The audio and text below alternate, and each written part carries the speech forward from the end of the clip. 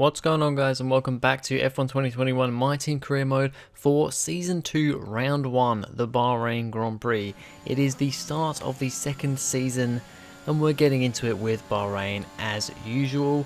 So Q1, I'm going to be honest, Q1 was as far as we got this time, which is really disappointing because I definitely had the pace to be getting into Q2. The car hasn't moved on R&D from where it was at the end of last season, and Bahrain is one of my better tracks out of all 20 currently on the game, so definitely had the pace to get through to Q2 this time. However, got really unlucky, and you will see that a little bit later after we look at my Q1 lap here, but I got quite unlucky with setting faster laps. So this was, I believe, my second kind of flying lap. So basically the way I do it, I fill the car enough so that I can do kind of the out lap and then 2 quick laps, and then I just go return to garage. I don't physically drive back to the garage. So I essentially have 2 chances to get a fastest lap, and that generally does give me enough energy store as well, energy storage for the ERS. So doing 2 laps like that, I think, is the way to do it. That's the way I do it anyway. I pretty much do an out lap and then do 1 flying lap, but I feel like I get more out of it if I do 2 flying laps a time. So generally Q1 I do kind of 2 sets of 2 flying laps, so 4, and then in Q2 usually I only do like 2, and then same for Q3 when I eventually get through. But this Q1 lap was only my second flying lap, and it wasn't the best lap. It wasn't terrible, but it wasn't great. On the start of my first flying lap of my next run, I get massively caught out with my teammate Fernando Alonso. He just comes out of the pits as I'm coming through. He lets me pass through the next corner, but my lap's already been ruined. And then on really my final attempt, I get stuck behind Nikita Mazepin, and he's doing his fast lap here, and I just can't get past him in time. Lose so much time. I do try going for a 3rd fastest lap, and it was going well, but then I ran out of fuel at the line and literally went into the red just before crossing the line. So I didn't get a particularly great qualifying lap in. It puts me in P18, I believe, no, 19, I think that is actually, just behind my teammate. So we're actually starting both out in Q1. No more testing, no more practice. This is the real deal, and it's make or break here at round 1 of this year's Formula One World Championship.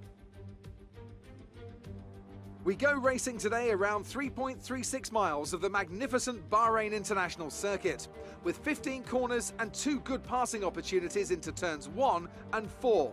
Keep an eye out for drivers locking the front left tyre into the tricky braking zone of turn 10.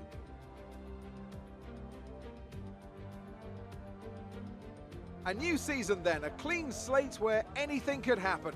Anthony Davidson is with me today as we get another year of Formula One underway. We're into those tense few minutes before the first race then. Everyone's a little bit nervous about reliability. They haven't been running in the hot, turbulent wake of other cars in practice. They've not been pushing at 100% for long durations. Let's hope no one has to deal with any nasty surprises. Let's run you through the driver grid order for today's exciting race. Lewis Hamilton lines up on pole position, and Antonio Giovinazzi lines up alongside.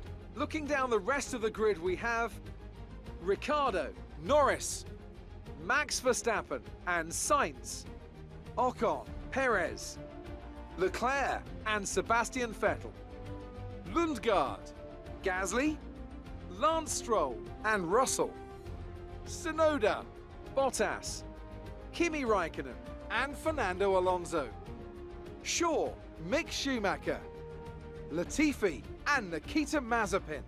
And with lights out just moments away, it's time to go down to the track.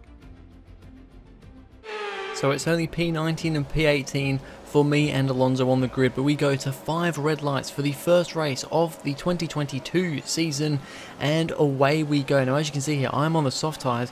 Most of the cars around me are on the medium, so definitely possibly going for a different strategy here, which means that I have great traction. Latifi actually has a pretty good start too, but I have a big lunge into turn 1 around the outside of a bunch of cars, and with the softer compound of tyres, I get a better launch than everybody else, and already after the first 2 corners I am up into P15. So I have made up 4 places just off the line. We're then going around the outside of George Russell, newly in the Alfa Romeo team for this season. We go around the outside of him through, what is that, like turn 3, and get that position done as well. So already we're up into P14. We're now having a look at Tsunoda, but we can't quite do it that time. Russell actually has another look around the outside of us, but he can't quite do anything. And I think this is pretty much where we're going to stay for a little while here. We've had a great first half a lap, up to P14 already. It's been a very, very good start for us as we head down the next straight here. And we're just tucked up behind Yuki Tsunoda right now. Can't quite do anything yet. This field is starting to get a little less hectic and potentially spread out a little bit. You know, the kind of first half lap chaos is over, and now it's kind of just single file and everybody following through. But we are very, very close to the back of the Japanese driver using the ERS. We've got the slipstream as well, so we have got the better run. And we have a look towards the outside. We go for the dive. He's still there on the inside. We just about managed to hang it around the outside, and we get the position. We're now up to P13. So we have made, what is that, 1, 2, 3, 4, 5, we've made like 6 overtakes on the first lap, so it's a very good start for us. Lap 2 for Valtteri Bottas, the defending world champion, now in the Williams. He has a big moment on lap 2, spins out, and as we look at a replay, an on-board replay here, he just does what we see from a lot of drivers' AI this season, just absolutely slams the throttle on and just spins around. So yeah, not a great start there for the defending world champion. As we head on further into the race, we're now kind of catching up to Lance Stroll. We've made a bit of a gap to Tsunoda, Russell and the other cars behind, and it is now Lance Stroll up ahead, and Christian Lundgaard, our previous teammate, is the car in front of him. Looks like he is in P11 at this time, so hasn't moved from where he started. And we're going to kind of get stuck behind Stroll a little bit here. He's got the DRS of Lundgaard. I believe Lundgaard has DRS of whoever it is. It's one of the Ferraris up ahead, might be Sainz, I believe. And we end up in a little bit of a DRS train here. You know, I mean, the Aston Martin and the Alpine, they're both quicker cars than us, so difficult to make up time in the corners. And then yeah, the DRS, we're just stuck in a bit of a DRS train at the moment. We are pulling away quite considerably to Tsunoda in that head. I mean, it's over a 4-second gap now, so this just shows that I do have pretty good pace at this circuit. We just had a lot of misfortune in qualifying, but once again, you're seeing here a couple of laps later, we just can't quite get anything done against Stroll. And 2 laps later, once again, we're having a bit more of a look this time up the inside, but we're still not quite close enough. I believe Stroll is catching up to Lundgaard at this point though. Lundgaard has now dropped out of the DRS of the cars ahead, so yeah, it's getting interesting for sure as a lot of cars come into the pits. We're up to P4 actually now with all the pits that are going on. Lundgaard's currently in 2nd place, pretty crazy. We have a little look up the inside of Stroll into that corner, but we are not quite close enough. We give him a little bit of a tap on the rear right, but there's nothing that I can do. As we come in for our first pit stop, we're actually going for a 2-stop here. I reckon a lot of the cars are going to be going for a 1-stop. Starting on the mediums, they're probably going to go onto a set of hards, I would imagine, whereas we are going 2 softs and then a set of mediums. So we're on to our 2nd set of soft tyres. We're going to come out of the pits into quite a lot of traffic. There's a lot going on up ahead of us as there's a Williams and an Alpine side by side. We end up side by side with Sebastian Vettel coming out of the pits there, and there are a lot of cars on track at this point in, you know, at this place on the track. We get past Sebastian Vettel, thankfully there, and we're now up the back of Nicholas Latifi, getting a great run of him through here. It's a bit of a scary section. I'm not going to make a dive there. It's one of my weakest corners on the track. However, into the next corner, we get a really good under braking. He squeezes us to the curb a lot there though. Give him a little bit of a nudge, not on purpose, but you know, I think that was fair enough because he really squeezed us into and made us run over the curb from at the hairpin there. So a little bit rude by Latifi, I think, personally, but we get the position, and now we're up behind Esteban Ocon. He's trying to make his way past Nikita Mazepin as he goes to the inside for the final corner of the track. Mazepin goes quite wide. We managed to get through without making contact. It looked a bit sketchy there. And then we get a great run on Ocon. We've also got the DRS. He doesn't. And we're round up the inside of Ocon, coming into turn 1, we've already got the position made. There are 2 Red Bulls up ahead, scrabbling for positions. That is Perez and Verstappen, and we are past Ocon. Now, the leader at the moment is Christian Lundgaard in the Alpine, which is crazy. This is obviously my teammate from Season 1. He's currently leading the Bahrain Grand Prix from Lance Stroll just behind him. These guys on a one-stop strategy looks like it's possibly the best strategy, actually. I don't know if our strategy's really been the way to go, but yeah, at this current point in time, Lundgaard's leading the Grand Prix. Pretty crazy. As we now have the 2 Red Bulls in front of us, they are getting caught up by Mick Schumacher in the other Haas. We actually have a look at Verstappen here as he goes very defensive into the final corner. Can't quite get anything done there. But then we get a great run off the final corner. We've also got DRS. We go to the inside of Verstappen, to the inside of Schumacher, and we're going to make it 3 into the first corner. We brake very, very late on the brakes there. We massively out-brake ourselves and go way too deep. Perez tries to get us on the cutback, but we manage to just about keep the momentum, and we get 3 places on one straight into one corner. I mean, look at this. You've got Perez and Schumacher side by side through the final corner, and then I managed to kind of slot up behind Verstappen, get the slipstream from him, get the DRS. We go up the inside of him, and then we're also up the inside of Schumacher, and I just thought, you know what, I'm just going to keep my ERS going and go for the move on Perez as well. We do outbrake ourselves quite considerably, but I just keep there on the inside side by side with the other guys and just get a really good run out of the corner. And that means that we keep the position and get 3 places in one corner, technically. Then the 2 Red Bulls are side by side once again. Perez on the outside, I believe that is, and he manages to just about keep it ahead of Verstappen going into this middle section, this middle twisty section. But yeah, that was a pretty crazy move by me. I fully committed to the dive bomb, you can say that for sure. Lando Norris is the first driver to retire from this race and from a Season 2 race in general, so that's not great for him. You know, I think McLaren could potentially be, I don't know if they're really title contenders at the moment, but there's definitely some pace in those McLarens. I mean, Lando managed to get his maiden victory in Japan last season, so definitely things, you know, could be going well for Lando, but not this time out. As we look on to George Russell here in the Alfa Romeo, not really anything happening at this point, but I just wanted to have a look at him because this is, of course, his first Grand Prix with Alfa Romeo. He's moved a little bit further up the grid. Unfortunately, he's not in the points currently, but down at 15th place, but perhaps towards the end of the race he can fight his way up, and with the strategies and stuff can make that happen. Now, like I said, we're going for the 2-stop, which I'm actually not 100% sure if it was the way to go now, because a lot of the other drivers seem to be going for 1-stops. But the reason I went for the 2-stop was really because we started way down the grid from where I think we should have been, and I felt like I had the better pace, so I wanted to really show that pace with the 2-stop. We come out of the pits this time though, we're side by side with George Russell. This time we just get that beautiful slingshot move out of turn 2, and we keep the position on Russell. He almost gets us. I don't think he's come in for a stop yet, but so we're not really under threat from him. But yeah, it was a nice little battle there, as now we have Gasly and Tsunoda. The 2 Alpha Tauris are up ahead of us. Gasly's going around the outside of Tsunoda. He wants to get past his inexperienced, well, more inexperienced teammate, of course. This is Tsunoda's second season now, as we actually managed to capitalize on it and get the move done on Tsunoda. And now we're looking at the move on Gasly round the outside through the next corner. He takes quite a tight line, and we managed to get the position.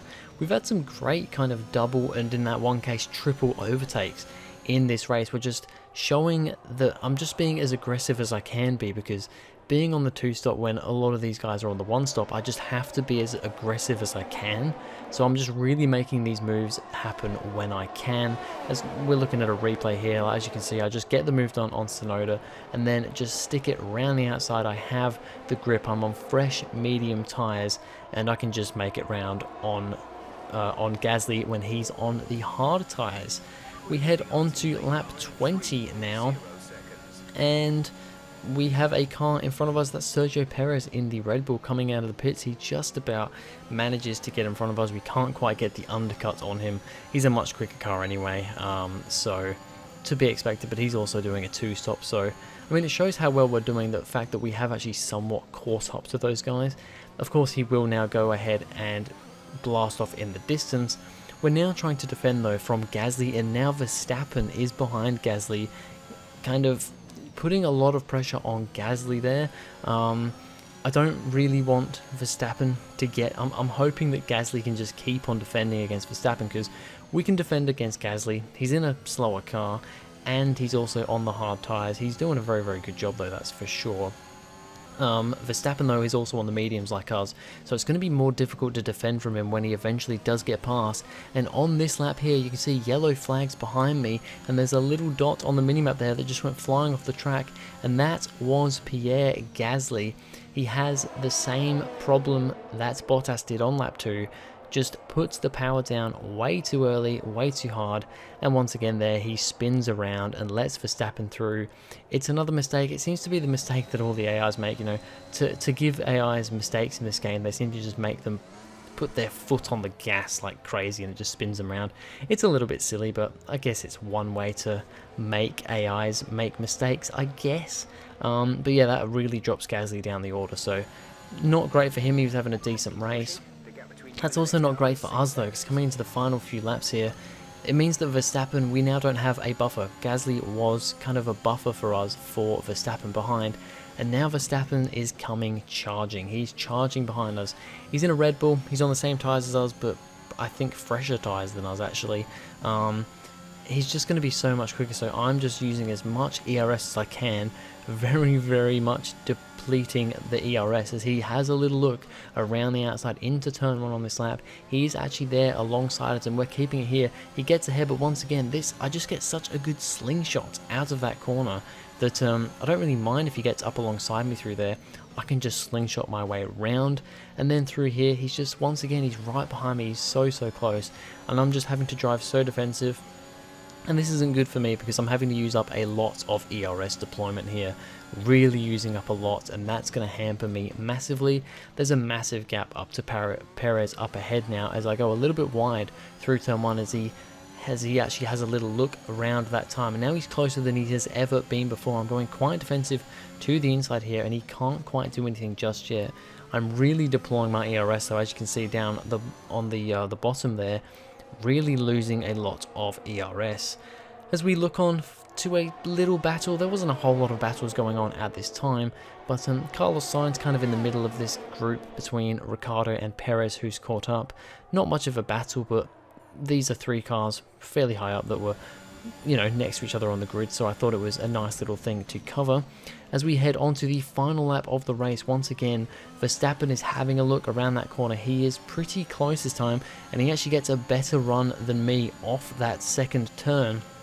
This time, even though I am going quite defensive, he has a look around the outside and he manages to stick it there. We actually get a little bit over the curb, which isn't good for us. It disturbs our momentum. We're going to try and keep it here, but no, I'm not going to go for it.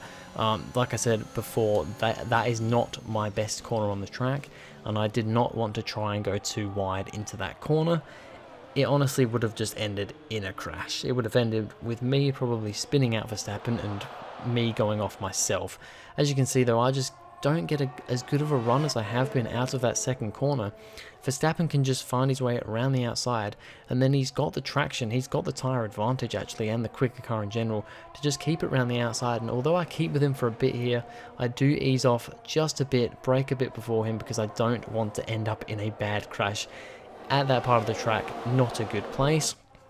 There was actually quite a bit of final lap action though, as we watch on here with Esteban Ocon trying to make his way past Yuki Tsunoda. It's a great little battle going on here. He's just about got the position done through turns 1 and 2, and also in this battle here is Fernando Alonso. He's now having a look around the outside of Yuki Tsunoda. You've also got Sebastian Vettel looking around in the background with Charles Leclerc as well. He's a fair way down the order. Don't know what's happened to him in this race, way out of the points here. Alonso and Tsunoda though having a great little ding-dong battle here. They're side by side through this whole twisty section, and it's still going here. Alonso's going to be on the inside for the next corner. This is a scary corner to go too wide around, but Alonso just about manages to keep it. Tsunoda goes a bit too wide around that corner, and actually Sebastian Vettel manages to make his way through past Tsunoda, and Alonso is up into P13. So nice moves on the end of the race there for Alonso. Unfortunately, he didn't seem to perform that well throughout the whole race. He's going to be out of the points, but it was a nice little good old Alonso at the end there. We come home to finish P9 in the Bahrain Grand Prix. 2 points for our first race. It's actually not as good as we did in the Bahrain Grand Prix last season. It was 6th place last season, but P9, definitely a decent enough result. We've got a couple of points, so it's a good start, I'd say. That's it for another Grand Prix and a fantastic win for Mercedes. Talk to me, Ants. What was it that set them apart from the competition today? Well, this was a real team victory. They put together a solid strategy today that appeared well suited to the conditions out on track. The driver did everything that was expected of them in the moment to really execute the team's plan to perfection. A shining example of how F1 really is a team sport. And I can see the drivers starting to approach the podium for the victory celebrations. A real team victory today. Everybody played their part. Congratulations then to Mercedes, your race winners today. So Lewis Hamilton wins the Bahrain Grand Prix. Not a massive surprise there. What is a surprise though is Christian Lundgaard comes home in second. He gets a podium. His first race for Alpine. He only ever scored 1 single point at our team. He goes to Alpine and comes second in his first race. That just shows you that the one-stop was actually quite powerful around here. Lance Stroll also in 4th there. Antonio Giovinazzi gets his first podium in Formula 1 in 3rd place for his first race with Mercedes. So definitely good there. He didn't have a great start, but yeah, definitely made it up in the race. And then in the Constructors' Championship, we are currently actually sitting P7 ahead of Alfa Romeo and AlphaTauri. Ferrari are up the road, Mercedes are in the lead, and Alpine are 2nd place in the Constructors right now. So it'll be interesting to see what happens here throughout the season. But anyway, that's it for this video, guys. Thank you very much for watching. If you enjoyed, please go ahead, like and subscribe, and I'll see you guys in the next video.